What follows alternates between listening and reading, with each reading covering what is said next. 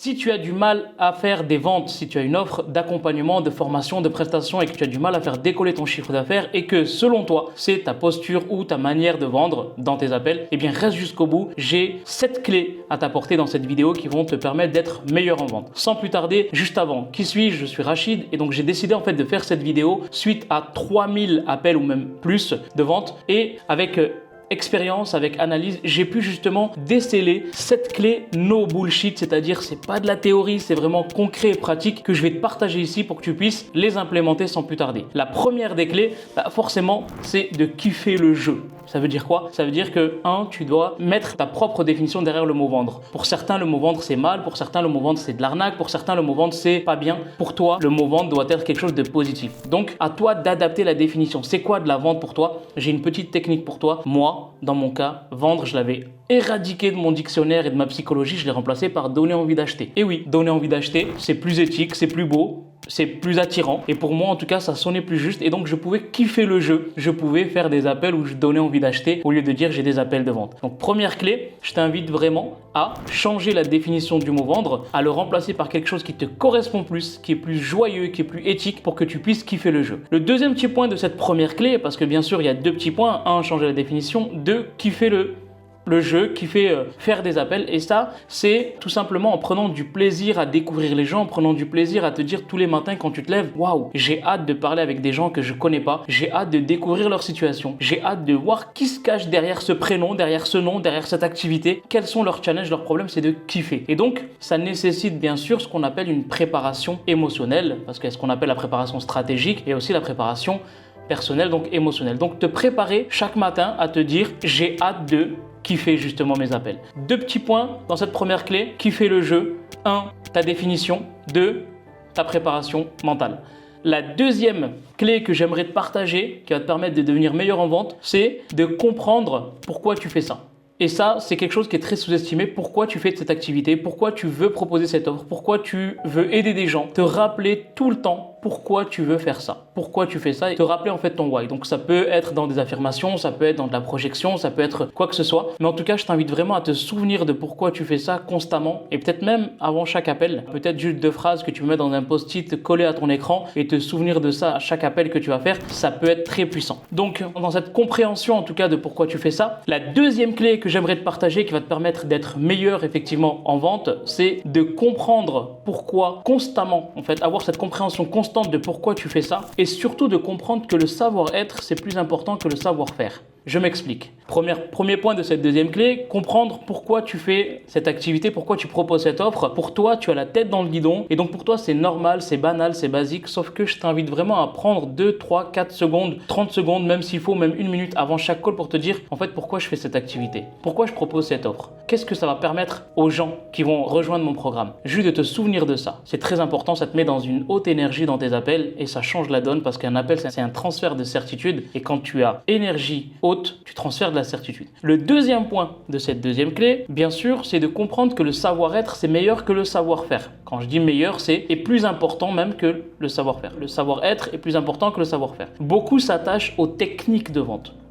S'il me dit ça, je dois dire ça. S'il rebondit sur ça, je dois absolument dire ça. Il y en a même certains qui font des arbres généalogiques de si la personne me sort ce mot-là, voilà ce que je vais dire. S'il me sort cette phrase, voilà ce que je vais dire. Mais ça sonne pas juste parce que ça vient pas de toi et tu es juste en train de suivre quelque chose. Et donc c'est vraiment se détacher de ce savoir-faire, de ces techniques, mais plutôt de se concentrer sur ton savoir-être, c'est-à-dire ton écoute, la manière dont ça va monter au cerveau pour que tu puisses comprendre et la manière dont ça va descendre dans ta langue pour que tu puisses répondre. Donc c'est un savoir-être qui est très profond et que tu dois développer. Comprendre que le savoir-être est plus important que le savoir-faire, c'est la deuxième clé qui m'a vraiment aidé. Donc si juste je reformule, première clé, ça a été la propre définition du mot vendre et de kiffer le chemin. Donc moi j'appelle ça donner envie d'acheter. Et la deuxième clé, c'est de comprendre pourquoi je fais ça et que le savoir-être est plus important que le savoir-faire. Ces deux clés-là m'ont permis à moi, en 3 ans, de monter en énergie dans chaque appel et de capter l'attention de la personne avec mon énergie, mon envie d'aider, mon envie de transmettre cette certitude et c'est ce qui a permis une création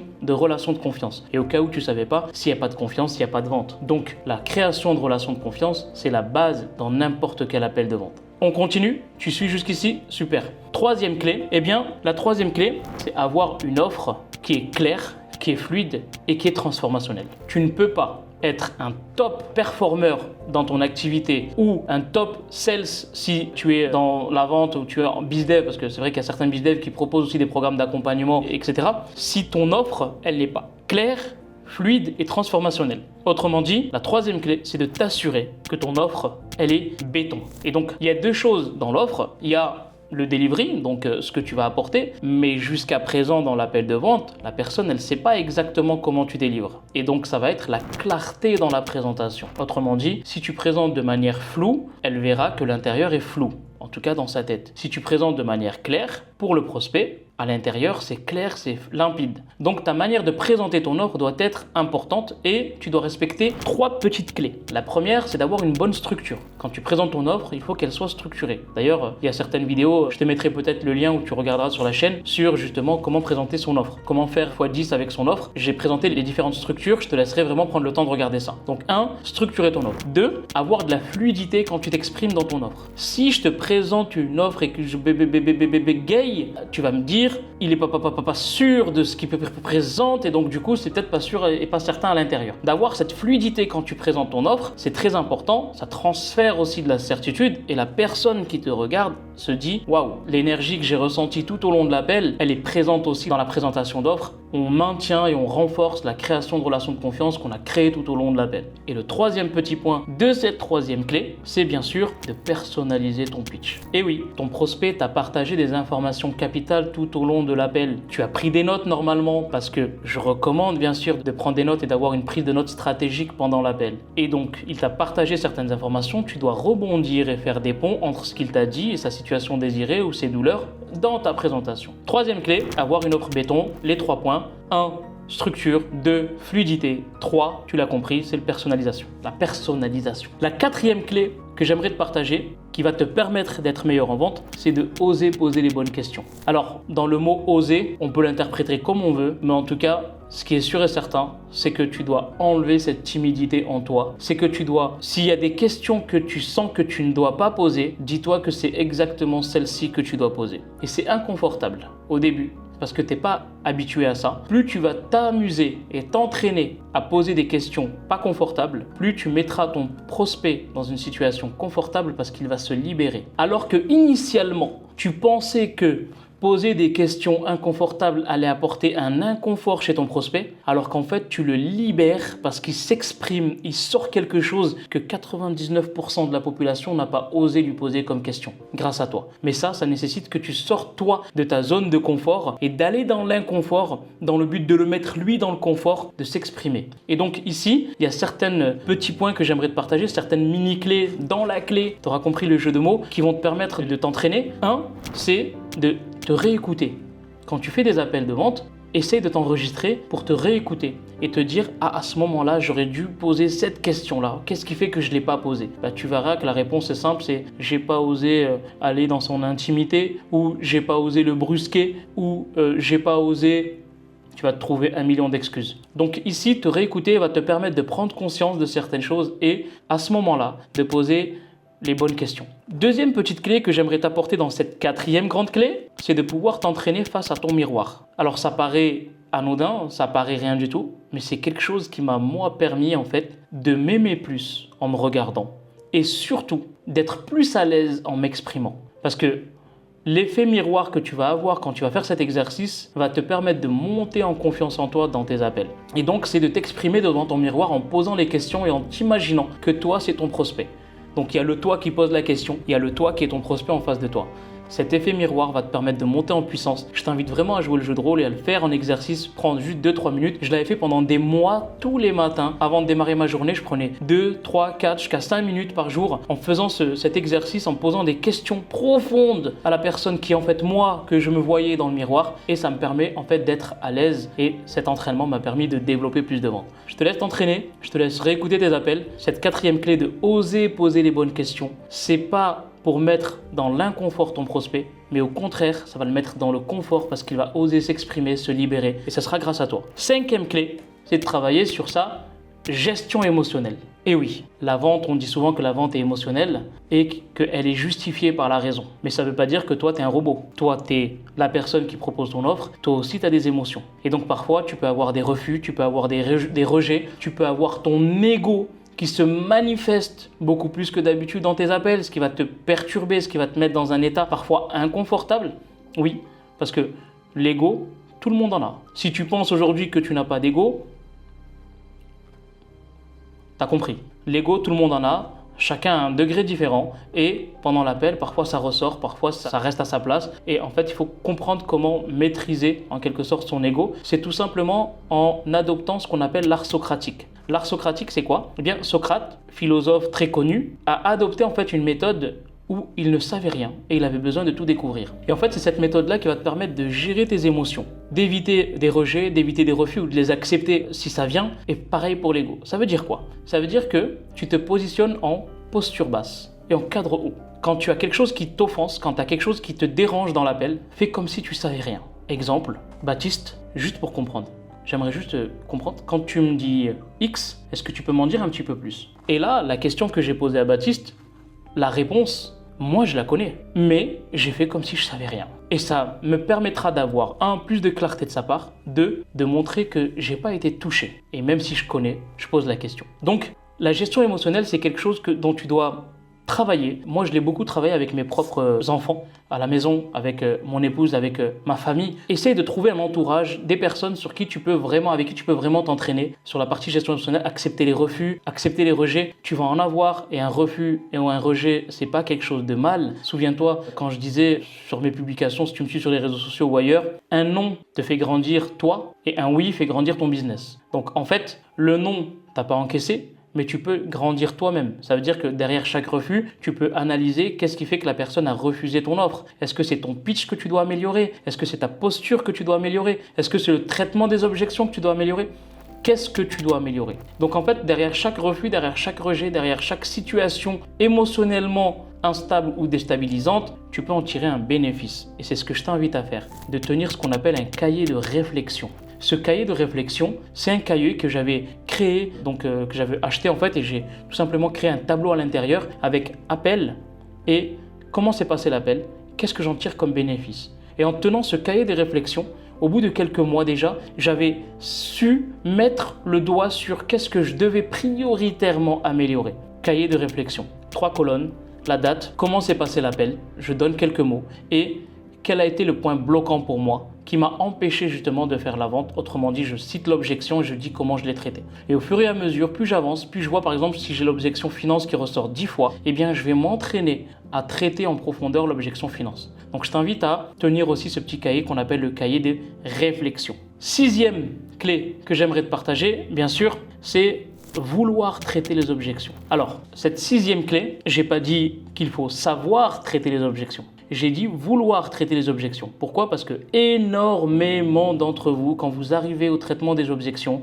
quand on vous dit je dois réfléchir, vous répondez très bien Baptiste. Eh bien, je t'invite à réfléchir de ton côté et bien sûr à revenir vers moi. Tu as mon numéro sur WhatsApp, tu pourras m'envoyer un message ou on peut se recontacter. Eh bien, si vous faites comme ce que j'ai fait avec Baptiste, vous êtes pas au top. Et oui, en fait, il faut vouloir traiter l'objection. Quand tu laisses partir une personne sans traiter l'objection, la première chose qui va se passer dans sa tête, c'est que la seule personne qui va y réfléchir, c'est toi. Elle a coupé l'appel, son téléphone peut sonner, elle doit aller chercher ses enfants, il y a des courses à faire, il y a des factures dans la boîte aux lettres, ainsi de suite. Cette personne est complètement passée à autre chose. Ton objectif à toi, c'est de vouloir clarifier avec elle ce qui lui donne envie d'aller réfléchir. Autrement dit, sans clarification, tu ne fais pas ton travail. Donc vouloir traiter les objections, c'est clarifier, questionner et redonner confiance. Au cas où tu as déjà un petit peu voyagé dans la chaîne YouTube, tu verras qu'il y a une vidéo qui s'appelle la méthode CQC et je t'invite à aller y jeter un œil. Donc vouloir traiter les objections, ça nécessite bien sûr de prendre son temps, ça nécessite bien sûr d'avoir le bon process. Autrement dit, si énergétiquement tu n'es pas prêt, dans le sens où tu as fait un appel qui dure 1h45, c'est normal qu'au bout d'1h45, tu as juste envie de couper l'appel et lui dire j'ai mal à la tête, je vais aller chercher un Doliprane. Tiens, d'ailleurs, je crois que j'avais un petit paquet de Doliprane, là, il a disparu. Mais tu as compris. Le process et prendre son temps, c'est important. Dans le process, à toi de choisir est-ce que je fais ça en 2 appels ou est-ce que je fais ça en 1 appel. Et dans l'énergie, bien sûr, dans le prendre son temps, c'est de clarifier avec elle, avec cette personne-là, de rentrer en profondeur, de oser encore une fois, tu vas poser les bonnes questions. C'est pour ça que j'ai mis ces clés dans l'ordre, parce que tu as besoin de l'une pour arriver justement et t'améliorer dans l'autre. Vouloir, c'est pas savoir. Quand tu fais partie de ceux qui veulent savoir traiter les objections à tout prix, tu vas tout simplement faire, encore une fois, soit un organigramme, soit un arbre généalogique avec s'il me dit c'est trop cher, je dois dire ça, s'il me dit ça, je dois dire ça. Et tu vas rentrer en fait dans quelque chose qui ne te correspond pas, qui ne vibre pas ton énergie, qui ne vibre pas ta personnalité, qui tout simplement en fait sonne faux. Dans la chanson, dans la musique, ça sonne faux, on sait que c'est pas toi en fait. Donc très important, quand tu veux traiter les objections, tu sais comment tu peux creuser pour clarifier, enlever ce qu'on appelle les nuages, les écrans de fumée, les brouillards dans cette objection de je dois réfléchir et rentrer en profondeur étape par étape. Moi, ce que je t'invite à faire, c'est de mettre dans ta tête cette analogie suivante, c'est que traiter les objections, c'est comme un entonnoir. Je pars de l'objection en gros et j'essaye de étape par étape de rétrécir pour savoir et mettre le doigt sur c'est quoi la vraie objection. Une fois que je sais ce que c'est que la vraie objection, si la personne elle doit aller réfléchir, je vais absolument pas l'interdire d'aller réfléchir ou la forcer à prendre une décision tout de suite. D'ailleurs, ceux qui font ça, sachez que vous ne donnez pas envie d'acheter, plutôt vous donnez juste envie de fuir. Quand tu dis à une personne, on va avoir un appel et que à la fin de cet appel, ça va être un soit oui, un soit non. Excuse-moi, on n'est plus en 2017, on est en 2024, on va passer en 2025 dans quelques temps. Les gens sont éduqués, le marché est éduqué. Il y a de plus en plus de personnes qui ont besoin de temps. Là, tu ne donnes pas envie d'acheter, tu donnes juste envie de fuir dès le début alors que tu n'as même pas créé cette relation de confiance. Je ferme la parenthèse. On revient sur notre 6e clé. Vouloir traiter les objections, prends ton temps, sois à l'aise et va chercher la profondeur de qu'est-ce qu'est vraiment l'objection que tu dois traiter. Et si la personne doit partir et que tu as traité avec elle la profondeur de la chose, autrement dit, elle sait très bien sur quoi elle doit réfléchir et que toi aussi tu sais très bien sur quoi elle doit aller réfléchir, là tu as fait ton travail. Et bien sûr, pourquoi savoir sur quoi elle doit aller réfléchir ?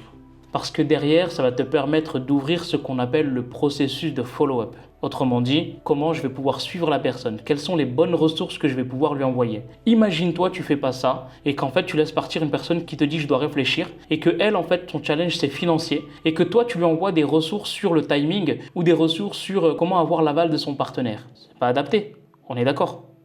Donc, prends ton temps et sois dans l'envie d'aller chercher ce que c'est que la vraie objection. Et la forme est aussi importante que le fond, on le verra dans une prochaine vidéo. Demander la permission, mettre de la forme dans tes questions, garder toujours cette envie de comprendre de manière éthique et non pas brutale, c'est très important aussi. Donc, tu l'auras compris, cette 6e clé est importante. Et bien sûr, la 7e, pour moi, elle est aussi importante que la première, deuxième, troisième, quatrième, cinquième, 6e. La 7e, c'est être détaché complètement de la vente. Et oui, parce que si tu mets en place la première, que tu kiffes le chemin mais que tu es trop attaché à la vente, ça ne sert à rien. Si tu mets en place la deuxième, c'est de vouloir comprendre et de comprendre que le savoir-être est plus important que le savoir-faire, mais que toi, tu es attaché à la vente, ça ne sert à rien. Si tu mets en place la troisième, c'est-à-dire que tu as une offre béton mais que tu es trop attaché à la vente, ça ne sert à rien. Si tu mets en place la quatrième, où tu vas oser poser les bonnes questions mais que tu es attaché à la vente, ça ne sert à rien. Et pareil pour la 5e, et pareil pour la 6e. Pourquoi cette 7e clé est autant importante que toutes les autres clés, voire plus importante? Parce que la vente, c'est un transfert de certitude. Si tu as envie de vendre, tu as envie d'encaisser, ça veut dire que pendant l'appel, tu es en train de penser à ton compte bancaire, ton prospect va le ressentir. Et si par contre, à l'inverse, tu es là à vouloir poser les bonnes questions pour aider ton prospect, pour comprendre profondément sa situation, s'intéresser à lui, kiffer le jeu, kiffer le chemin, et avec lui, bien, ça va se ressentir. Parce que dans un appel de vente, il n'y a pas un gagnant et un perdant. Il y a 2 gagnants. C'est pour ça que je t'ai partagé ces 7 clés pour que tu puisses devenir meilleur en vente et donc faire plus de ventes, gagner plus d'argent. Parce qu'il y a 2 gagnants, toi et ton prospect. Si tu penses que tu es le seul gagnant, dans ce cas-là, tu fais erreur. Ça veut dire que tu as été attaché à la vente et que l'intérêt de ton client n'a pas été fort, n'a pas été à la hauteur en tout cas de ce que tu lui as vendu ou de ce qu'il a compris. Garde ça en tête. Cette 7e clé, se détacher de la vente, c'est surtout faire ça parce que tu sais que tu as quelque chose de transformationnel et que tu peux aider les gens. Et tu sais aussi que son argent à ton prospect, il est meilleur chez toi qu'ailleurs parce que tu sais ce que tu peux lui apporter. Donc quand on est détaché de la vente, on est convaincu de ses compétences, on sait ce qu'on va apporter, on est dans la création de relations de confiance et c'est de la relation que va découler la transaction. D'ailleurs, j'adore cette phrase, hein. Si tu me connais, tu sais que je la répète souvent. Donc, détache-toi de ça, sois plutôt dans le côté humain, relationnel, va chercher la profondeur avec ton prospect, ose poser les bonnes questions que 99% n'osent pas lui poser et tu verras que c'est de la relation que va découler la transaction. Donc si on fait juste un checking de ces 7 clés, la première, c'est de kiffer le chemin, changer sa définition et bien sûr aimer s'intéresser, prendre du plaisir. Deuxièmement, comprendre que pourquoi tu fais ça, pourquoi tu fais cette activité, comprendre que le savoir-être est plus important que le savoir-faire. Troisième clé, avoir une offre béton avec une bonne structure, une fluidité dans la présentation et bien sûr personnaliser la présentation. La quatrième clé, oser poser les bonnes questions. Ne sois pas dans la rétention. Si toi c'est inconfortable, dis-toi que ce sera confortable pour ton prospect parce que tu le libères. La cinquième clé, travailler ta gestion émotionnelle. La peur du rejet, la peur du refus, la peur de l'inconnu et bien sûr l'ego. La sixième clé, vouloir traiter les objections. Attention, je n'ai pas dit savoir traiter, vouloir traiter les objections. Choisis un process qui est écologique pour toi, peut-être en 2 rendez-vous au lieu de 1 rendez-vous. Prends ton temps, c'est important. Et la septième clé, se détacher de la vente. J'espère que cette vidéo va te plaire. Garde en tête que c'est ces 7 clés, no bullshit, sur des années d'expérience, sur des milliers d'appels qui ont permis aujourd'hui, on est en 2024, on est 6 septembre 2024, on est un peu plus de 2,4 millions encaissés. Je parle bien d'encaisser. Et bien sûr, c'est en mettant en œuvre ces 7 clés. Et c'est une analyse des milliers d'appels qui m'ont permis vraiment de mettre le doigt sur ces 7 clés que je te partage aussi. Mets-les dans l'ordre, mets-les en place. Si tu as des questions, il y a mes réseaux sociaux, n'hésite pas à me contacter, ça sera avec grand plaisir.